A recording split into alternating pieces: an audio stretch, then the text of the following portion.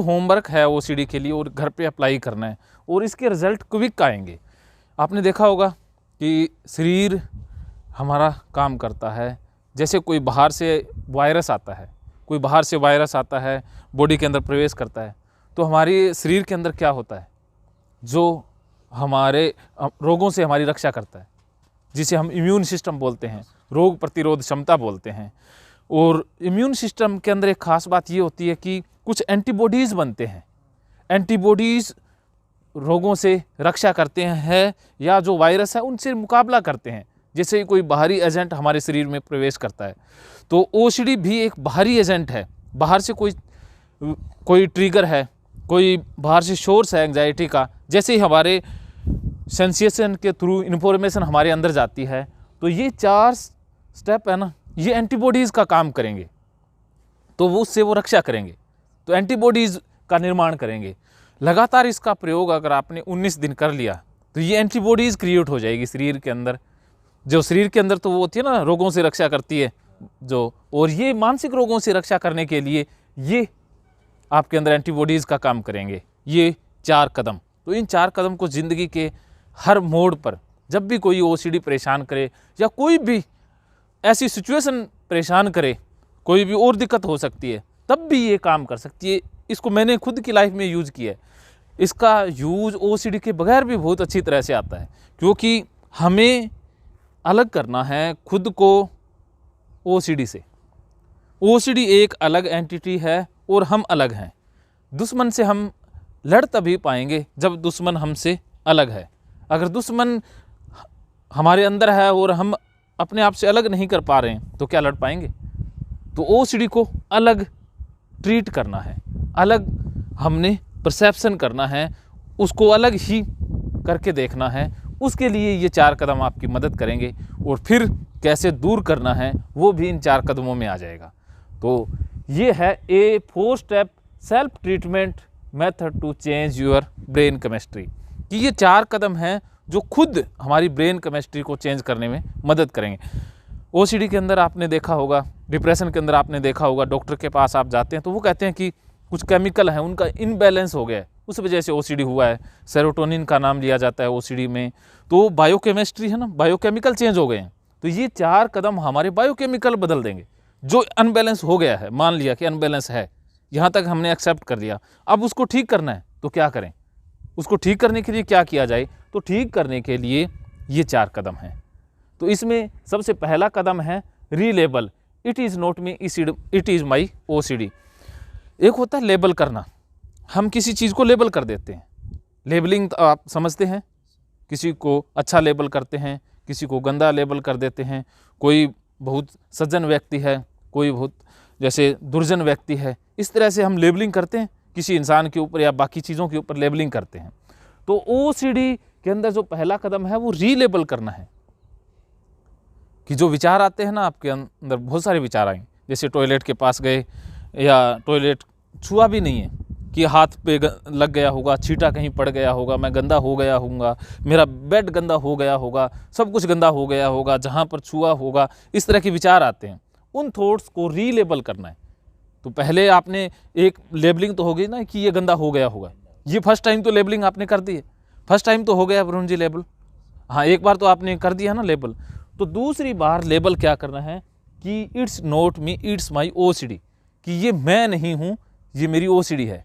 ये विचार मेरे नहीं हैं, मेरी ओसीडी के हैं, कि मुझे चीज़ें गंदी इसलिए लग रही है क्योंकि मुझे ओसीडी है।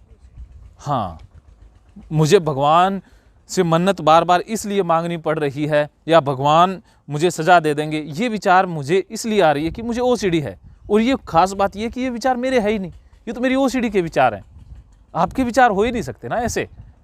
जो विचार सर मतलब ओसीडी का लेबल लगा, हाँ ओसीडी का लेबल लगा देना है, बस सारा ब्लेम ओसीडी पे ऊपर ठोक देना है कि आपकी कोई गलती नहीं है। क्योंकि ओसीडी का एक मेन रीज़न क्या है कि एक्यूट सेंस ऑफ रिस्पॉन्सिबिलिटी, कि हम अति ज़्यादा जिम्मेवारी ले लेते हैं, कि हम अपने आप को सभी चीज़ों के लिए अपने आप को रिस्पॉन्सिबल मानते हैं, कि रिस्पॉन्सिबल हम हैं। घर गंदा हो जाएगा, किसी का नुकसान हो जाएगा, कुछ भी जो हो जाएगा उसकी जिम्मेवारी मेरी है, हम खुद की जिम्मेवारी मानते हैं ना। Acute sense of responsibility. Checking वाले क्या करते हैं कि जो ताला खुला रह गया, ऑफिस में चोरी हो जाएगी, आग लग जाएगी, सारी जिम्मेवारी मेरी है, मेरा परिवार बर्बाद हो जाएगा, मैं बर्बाद हो जाऊंगा, मैं कुछ भी हो जाएगा, बस मैं ही हूँ। सेंटर में खुद को रखते हैं, अक्यूट सेंस ऑफ रिस्पॉन्सिबिलिटी है। तो इसमें आपकी रिस्पॉन्सिबिलिटी नहीं है, ये आप कर ही नहीं रहे, ये आपका OCD आपसे करवा रहा है।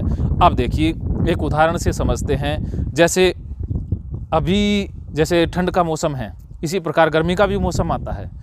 अब मई जून का महीना है, पूरी तपती गर्मी है, लू चल रही है, चिलचिलाती गर्मी है। उस समय किसी को मलेरिया हो जाता है तो उसको ठंड लगेगी ठंड। तो क्या वो ठंड रियल में आ गई है या उसे मलेरिया के कारण लग रही है? क्यों लग रही है उसे ठंड? अगर वो कहे कि मुझे ठंड लग रही है, इसका मतलब ये तो ठंड का मौसम है, तो क्या वो सही कह रहा है या गलत कह रहा है? गलत कह रहा है ना, क्योंकि लेकिन उसे ठंड तो लग रही है, वो तो सच है, वो तो सच है ना। आप उसे डिनाइड करोगे कि उसे ठंड नहीं लग रही है, लग रही है, लेकिन बाकी लोगों को तो नहीं लग रही है। तो वो बताओ इसमें क्या अंतर आया? उसको ही क्यों लग रही है? मलेरिया के कारण ना।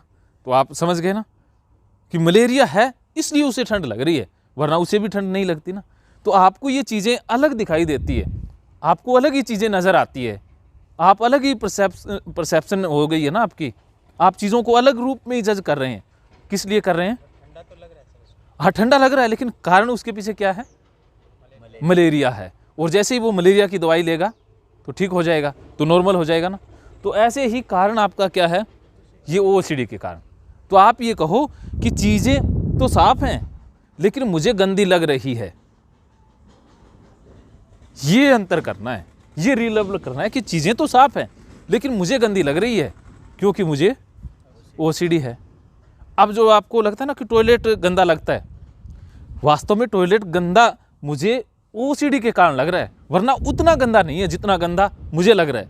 हो सकता है कि उसे कम गंदा हो, बाकी लोगों को गंदा नहीं लगता ना। सर वो कितना कम गंदा है ये तो। हाँ ये कम गंदा वो है ना कि आपने तो उसे हद से ज़्यादा गंदा मान लिया है कि उससे अशुद्ध कोई चीज़ दुनिया में है ही नहीं। तो सर वो तो एक लाइन है, एक तो जैसे हाँ, डिजिटल हाँ। होता है, एक एनालॉग होता है। हाँ, हाँ, ठीक सर? तो हाँ। ऐसा तो नहीं डिजिटल है कि ये 5 पे इतना कम हाँ, गंदा हाँ। है, 5 से ऊपर ज्यादा गंदा है। हाँ ये तो हम कैसे पता करें बस कि 5 पे गंदा है? सही बात, आपने वाजिब सवाल उठाया कि हम डिफ्रेंशिएट कैसे करें कि इससे पहले नॉर्मल बिहेवियर है, उसके बाद OCD वाला बिहेवियर है।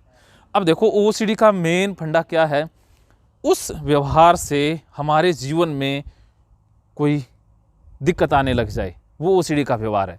जिस व्यवहार से या जिन विचारों से हमारा जो डेली रूटीन है, जो लाइफ है, वो डिस्टर्ब हो जाए, हम जो रूटीन का कार्य करते हैं वो कार्य बाधित होने लग जाए, और 1 घंटे से ज़्यादा टाइम हमारा इन अनयूजुअल जो है ना नॉनसेंस या अनयूजुअल एक्टिविटीज़ हैं उनमें गुजरने लग जाए, तब आप सोच लो कि ये OCD है। 1 घंटे से ज़्यादा 24 घंटे के अंदर आप जो कर रहे हो ना, उससे ज़्यादा कर रहे हो तो वो OCD की कैटेगरी में मान लिया जाता है। अब देख लो ये है कि अब देखो नॉर्मल इंसान है, वो 1 मिनट के लिए उसे गंदा लग सकता है, वो सफाई भी कर लेगा, हाथ भी धो लेगा, साबुन से भी धो लेगा और झंझट मुका देगा, बस छोड़ के अगले काम पे चला गया। अब OCD वाले ऐसा नहीं कर पाते हैं। तो ये डिफ्रेंशिएट हो गया कि मैं उसके बाद वो छोड़ ही नहीं पाता हूँ, मन में वो अटक जाता है, मन में वो लगता रहता है, तो ये OCD का है, ये OCD है। तो आपको ये डिफ्रेंशिएट करना है। 1 घंटा कर रहे हैं सर काम, हम टोटल 2 मिनट में कर लेंगे, लेकिन वो तो हमेशा दिन भर वो दिमाग में चलता है। हाँ वो OCD है, तो ये OCD के विचार हैं। तो हम तो एक्सपोजर किए, लेकिन सर अब तो विचार चल रहा है। वो चलेगा, वो एकदम से नहीं चलेगा। ये कहना है अभी ये रिलेबल करना है ना कि ये OCD का विचार है, आपका नहीं है, लेबल लगा देना है बस, this is not me, this is my OCD। तो ऐसा करोगे ना तो सेरोटोनिन बढ़ जाएगा आपका, जो क्योंकि उसमें ना गिल्टी फीलिंग आती है, हम अपनी जिम्मेवारी खुद मान लेते हैं ना, उससे गिल्ट आता है कि मैं ऐसा हूँ, मैं बहुत बुरा हूँ। तो इससे ना अंदर एक सुकून सी पैदा होती है, क्योंकि गिल्ट जिस इंसान के अंदर आ जाए ना तो वो इंसान ग्रो नहीं कर पाता है कभी भी। आपने ये पौधे देखे होंगे ना, कुछ पौधे ऐसे होते हैं जिनके अंदर दीमक लग जाती है जड़ों के अंदर, तो वो पीले से हो जाते हैं ना, खड़े तो रहते हैं, ना सूखते हैं ना मरते हैं, ना तो वो गिरते हैं ना सूखते हैं, नए पत्ते भी आते हैं, लेकिन वो बढ़वारी नहीं करते हैं, पीले से होके खड़े रहते हैं, ना उनके कोई छाँव आती है ना उनके कोई फल लगता है। तो ये गिल्ट है ना, ऐसा दिमक है जो एक बार इंसान को लग जाए ना तो इंसान की हालत उस पौधे जैसी हो जाती है, जो पौधा ना तो बढ़ेगा, ना फूल आएंगे उसके ऊपर, ना होने लगता है। हाँ बस वो वहीं रह जाता है। तो वो इंसान दिखेगा, दूसरों के सामने भी जाएगा, लेकिन अंदर से वो बिल्कुल खोखला होगा।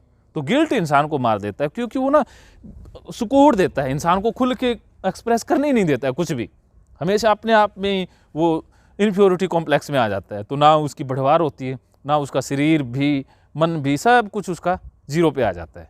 तो गिल्ट सबसे बड़ा दिमक है। उस गिल्ट को हटाने के लिए तो रिलेबल करना ना कि ये आपका व्यवहार है ही नहीं, तो इससे डरने की ज़रूरत ही नहीं है, क्योंकि मैं ये कर ही नहीं रहा हूँ, ये तो मेरी ओसीडी कर रही है या करवा रही है, आप थोड़ी ना कर रहे हैं, आपकी जिम्मेवारी है ही नहीं। आप गंदे नहीं हो, आप बुरे नहीं हो, सेक्सुअल विचार जिसको भी आते हैं वो आपको थोड़ी नहीं आ रही है, क्योंकि वो तो ओसीडी पैदा कर रही है ना।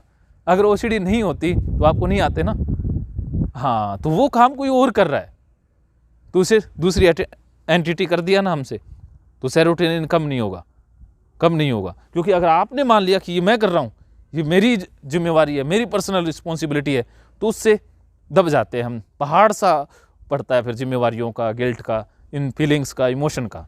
तो उससे इमोशन, क्योंकि एंग्जाइटी होती है ओसीडी के अंदर, और एंग्जाइटी हमें गाइड करती है कि ये सब कुछ है, गाइड हमें एंग्जाइटी कर रही है, वो गाइड नहीं है। एंग्जाइटी के अंदर ना हमें सारी चीज़ें खराब ही खराब नज़र आती है। जो इंसान दुखी हो तो फूल भी उसे क्या खुशबू देंगे, कोई चीज़ खुशी वाली शादी के अंदर भी जाएगा तो लगेगा क्यों लोग पागल हैं, कहाँ आ गए, लोगों को अकल ही नहीं है, खर्चा कर देते हैं सारा कुछ।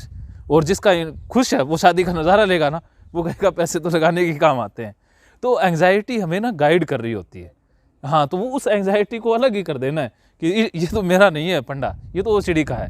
आप 21 दिन तक या 19 दिन तक ट्राई कीजिए, फिर ये एंटीबॉडीज़ का काम करेगा, फिर आपका गिल्ट भी कम हो जाएगा और एंग्जाइटी का लेवल है बिल्कुल लो आ जाएगा, नॉर्मल हो जाओगे। तो ये प्रैक्टिस करना है 21 दिन के लिए। सर मतलब शुरू में जैसे ये नहीं होगा तभी भी गिल्ट थोड़ा आएगा, ये तो मेरे से नहीं हो रहा। ये देखो, आप जब भी विचार आया तो आपको कहा अरे ये तो मेरा है ही नहीं, ये तो मेरी ओसीडी का विचार है, हाँ ये तो मैं कर ही नहीं रहा हूँ ना, ये तो ओसीडी कर रही है। बस उसी वक्त आपको करना होगा, जब भी आपको इस तरह के विचार आए, ओसीडी वाले विचार, तब ये करना है।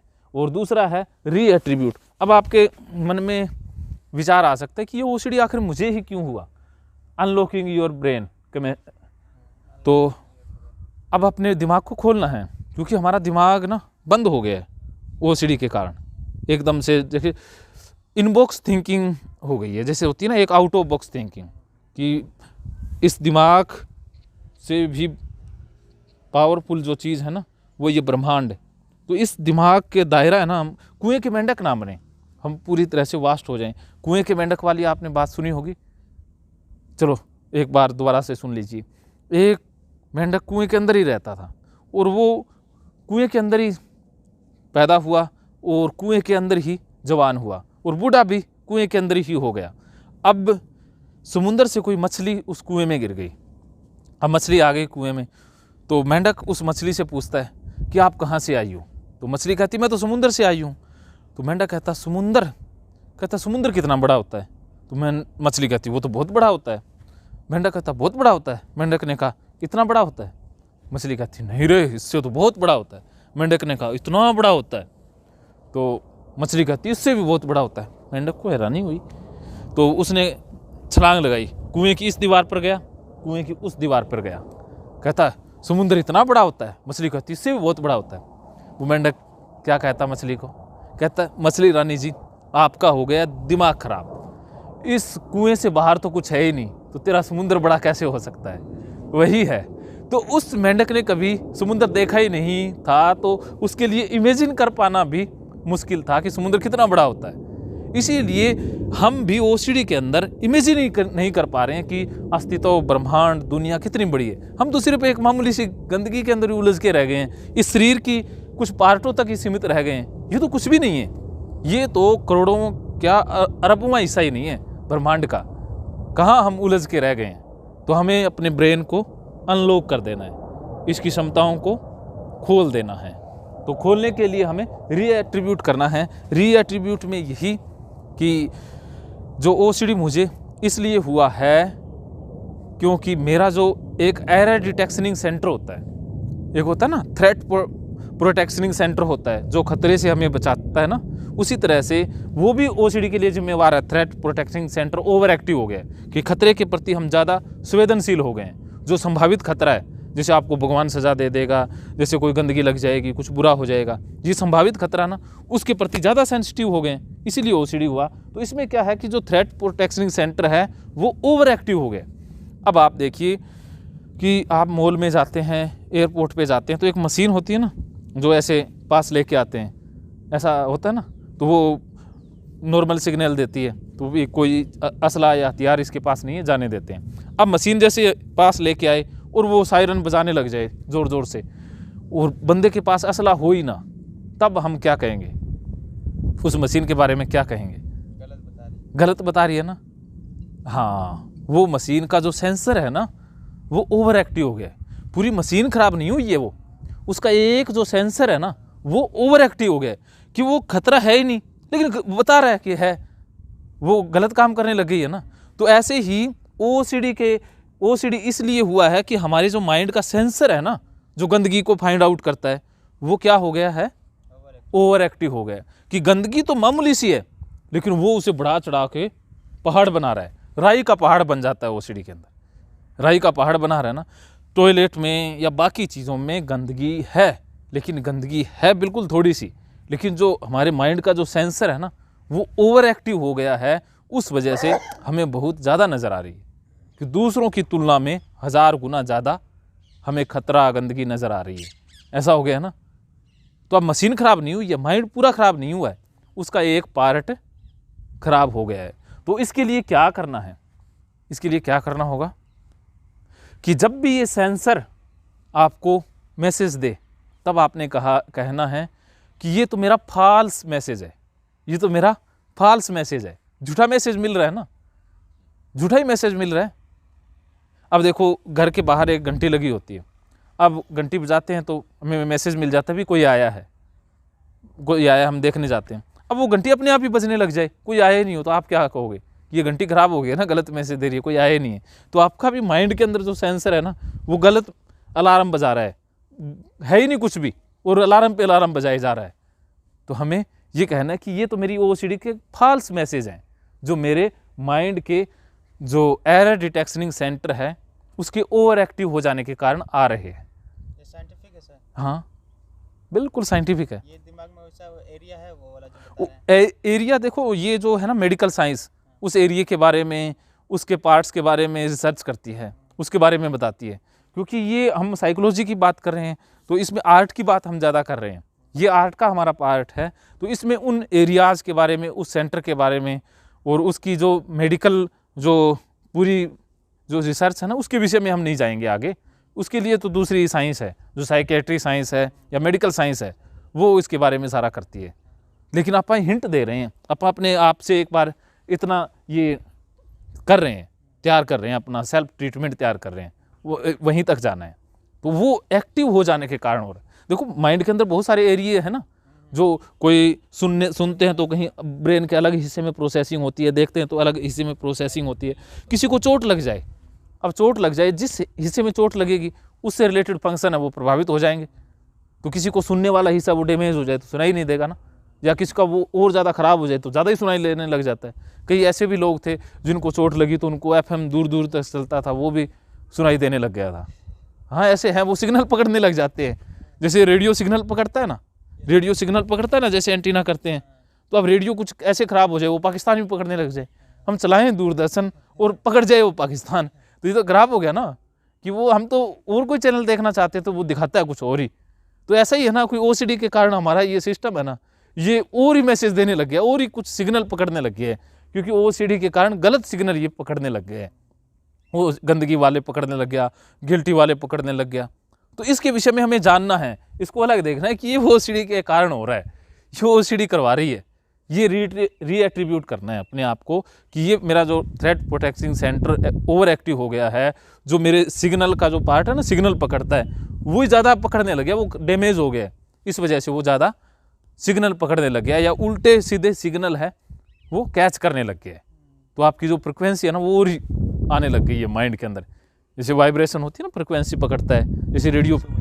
हाँ हाँ, तो ओसीडी के अंदर और ही अलग ही फ्रिक्वेंसी में ये माइंड चलने लग जाता है। ट्यून करते हैं ना, जैसे रेडियो को ट्यून करते हैं, एफएम लगाते हैं, तो जैसे पहले एफएम के पहले ना और ही जैसे चैनल हुआ करते थे, जैसे बैंड 1 2 इस तरह से 5 बैंड का रेडियो आता था। जैसे पहले 2 बैंड का रेडियो बढ़िया होता, AM आता था, हाँ एएम, हाँ हाँ इस तरह से था।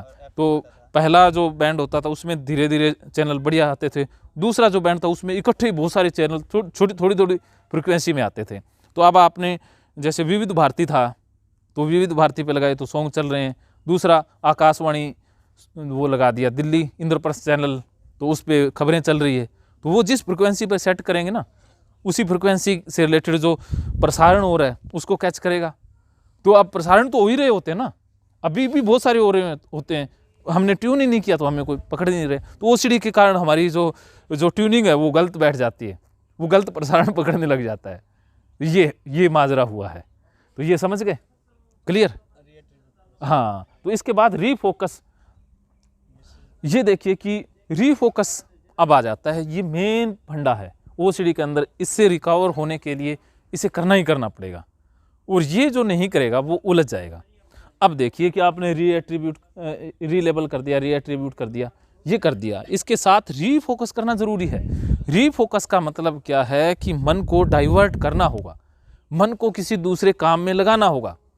जो इंसान ज़्यादा बिजी रहते हैं उनको ओसीडी के थॉट बहुत कम परेशान करते हैं, डिप्रेशन उनको कम आता है। खाली दिमाग शैतान का घर। अब ये ज़मीन है, इसमें हम कुछ ना बोएं या साफ़ सफाई इसकी ना करें तो कुछ कंटीले जो पौधे हैं वो उग जाएंगे, कुछ झाड़ियाँ उग जाएंगी, जो खरपतवार घास कूड़ा करकट कुछ भी जमा हो जाएगा। तो ये इसके लिए क्या करना होगा, हमें रोज़ रोज़ इसकी सफाई करनी होगी, तब जाके ये ज़मीन अच्छी रहेगी, उपजाऊ रहेगी। तो इसी प्रकार मन हमारा ना अनयूजुअल रह गया है, हम यूज़ नहीं कर पा रहे हैं उसका पूरा, किसी क्रिएटिव वर्क में हमने उसको खाली छोड़ दिया है, हम उसको पूरा यूज़ नहीं कर पा रहे हैं, इसलिए ओसीडी हमें ज़्यादा तंग कर रहा है। तो इसके लिए क्या करना है, रीफोकस करना है। माइंड में थॉट आ गए, रीलेबल कर दिया, रीएट्रीब्यूट कर दिया, उसके बाद एंग्जाइटी भी है आपको, उसी वक्त आपने किसी दूसरे कार्य में लग जाना है 15 मिनट के लिए। 15 मिनट के लिए ऐसे कुछ काम करने हैं जिस काम के द्वारा आप उस प्रेजेंट सिचुएशन से पूरी तरह से हट जाओ, या ध्यान आपका पूरी तरह से किसी और काम में लग जाए। ऐसा आपने 15 मिनट करना है, हो जाएगा।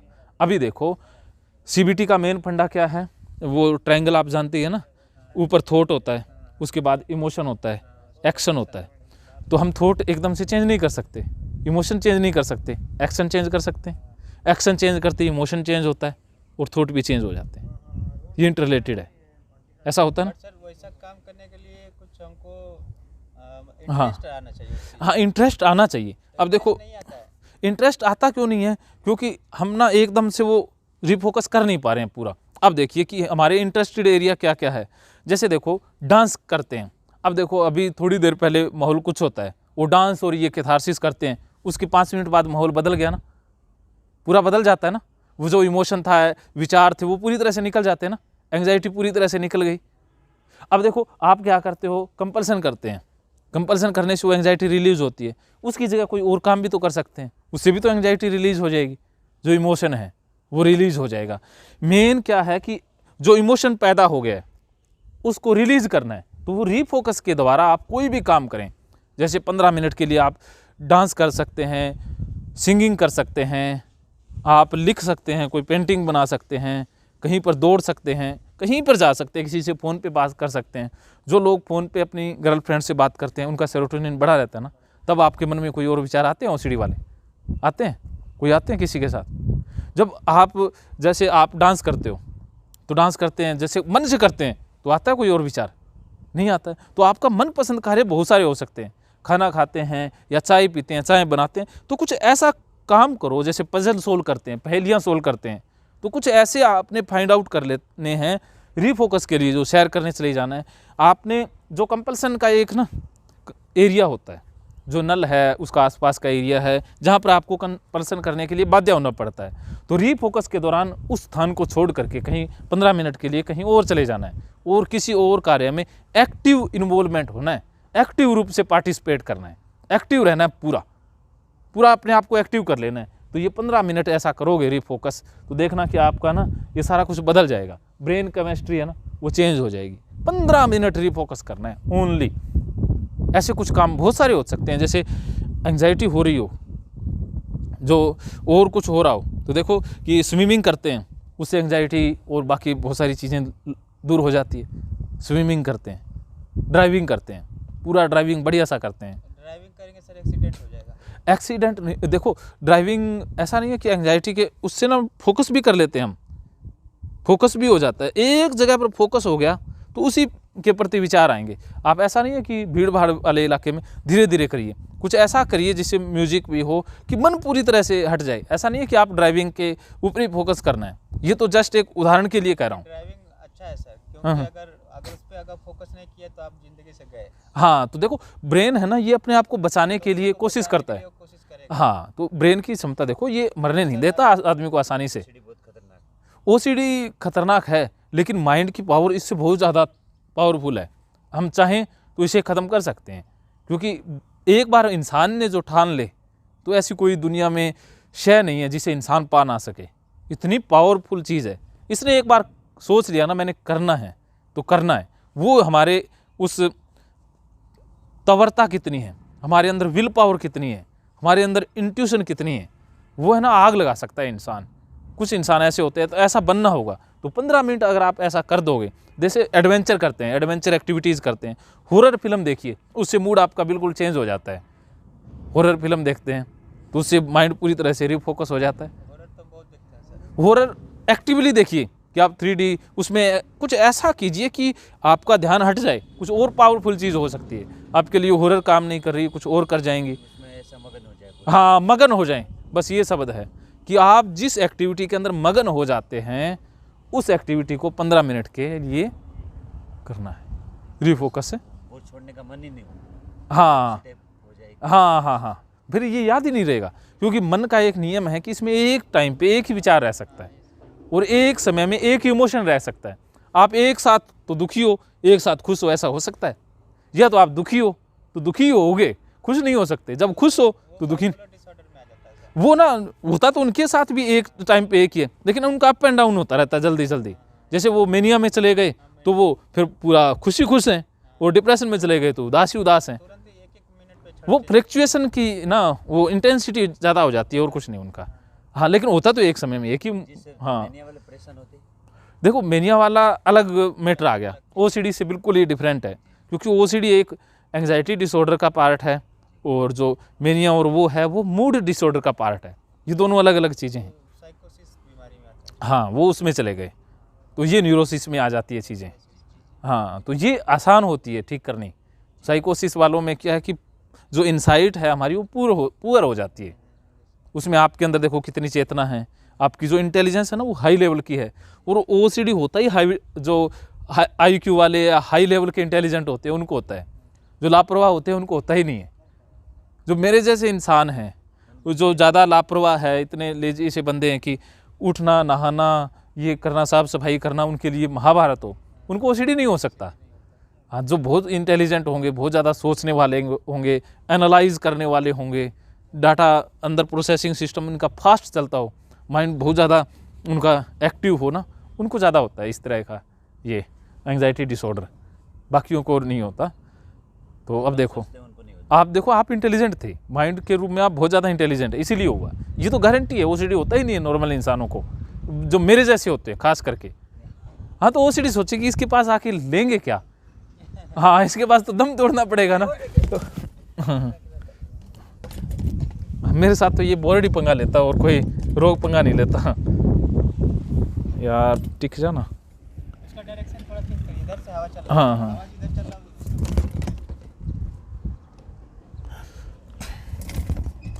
देखते हैं, इस बार देखते हैं। इसको बांध देंगे ना फिर थोड़ी देर बाद। हाँ, हवा इस साइड चल रही तो रीफोकस पूरा समझ गए।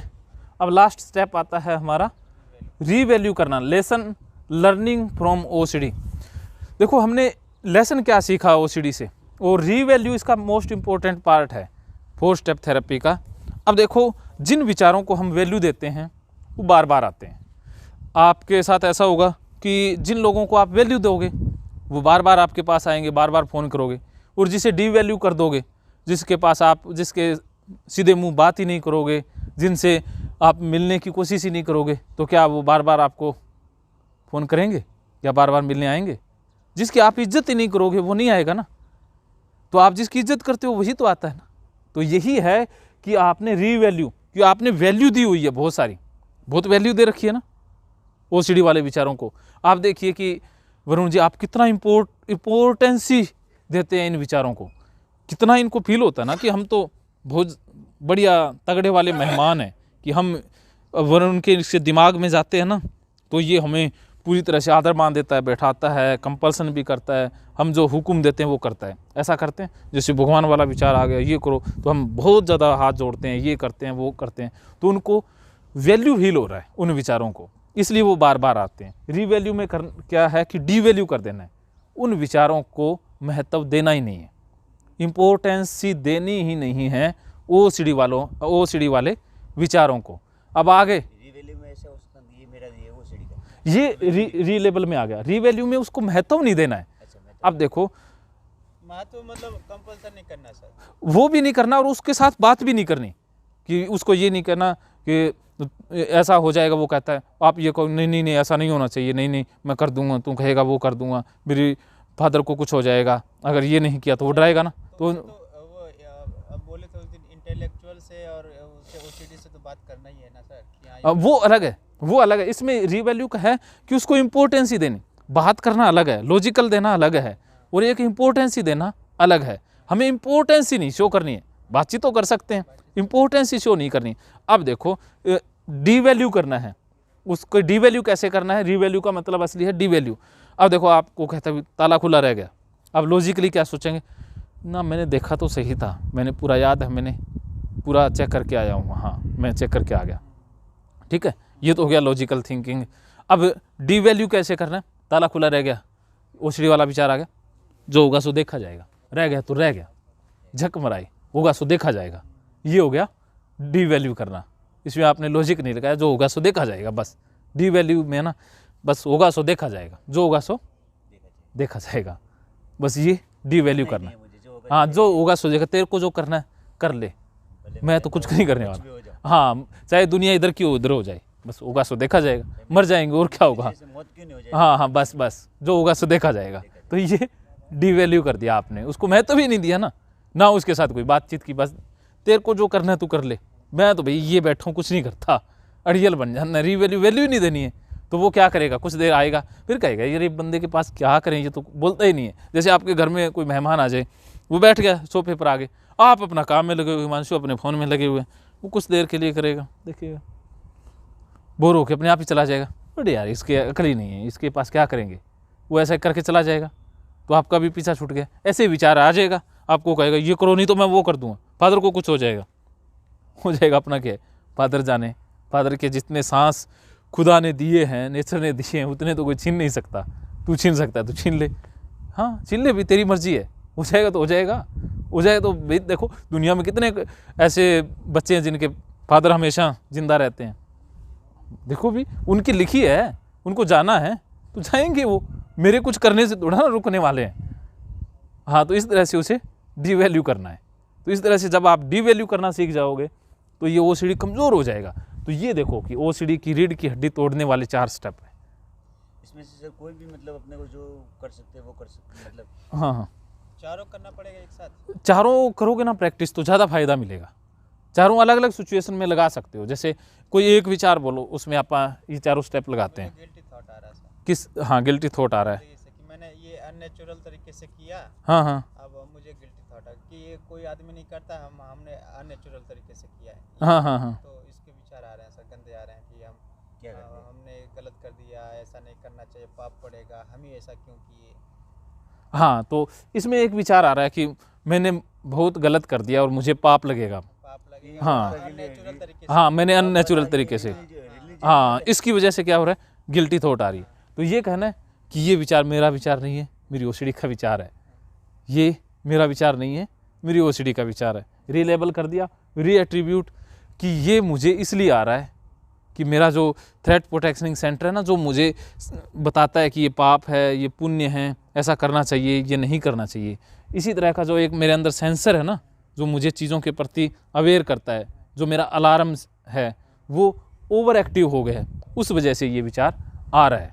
और ये मेरा फॉल्स अलार्म है, ये मेरा सच्चा अलार्म नहीं है, ये फॉल्स अलार्म है। तो इसे फॉल्स अलार्म एट्रीब्यूट कर दिया। उसके बाद रीफोकस कि 15 मिनट के लिए आप किसी और काम में खो गए, जैसे आप स्विमिंग करने चले गए, आप क्रिकेट खेलने चले गए।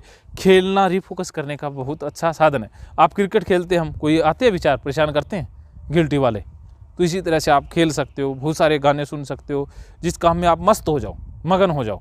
तो 15 मिनट के लिए आपने आपको रीफोकस करना है और उसके बाद रीवैल्यू कर देना इस विचार को कि पाप लगेगा, लगने दे, अपना क्या है, पाप लगेगा पाप भुगत लेंगे, पुण्य होगा पुण्य देख लेंगे, देखी जाएगी, जो होगा सो होगा, पाप होगा पुण्य होगा देखी जाएगी, करेंगे। इसको सर 4 को 1 पे कर दे, 3 को 2 पे कर दे, हाँ ऐसा कर सकते हो आप अपने हिसाब से क्लॉकवाइज घुमा सकते ना, हाँ घुमा सकते हो।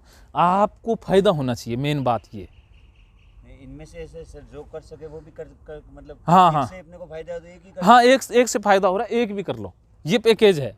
मतलब ये एंटीबॉडीज़ का काम करते हैं ये 4 कदम, ये बार बार करते हैं, देख लो कि ओसीडी आपकी ख़त्म हो जाएगी। तो ये करना, प्रैक्टिस करने से ये एंटीबॉडीज़ बॉडी के अपने माइंड के अंदर निर्मित हो जाएंगे। इसके कारण मुझे भी फ़ायदा हुआ और बहुत सारे लोगों को। और ये 4 स्टेप, खास बात ये कि ये पूरे वीडियोज़ अपने चैनल पे मिलते हैं और कहीं ये 4 स्टेप के वीडियो नहीं मिलेंगे यूट्यूब के अंदर। और इनके द्वारा बहुत सारे लोग ठीक हो गए, वीडियो देख के ठीक हो गए। बहुत सारे लोग, इतने कमेंट आते हैं इन वीडियोज़ पे, इस पे भी देख लेना आप कितने कमेंट आएंगे।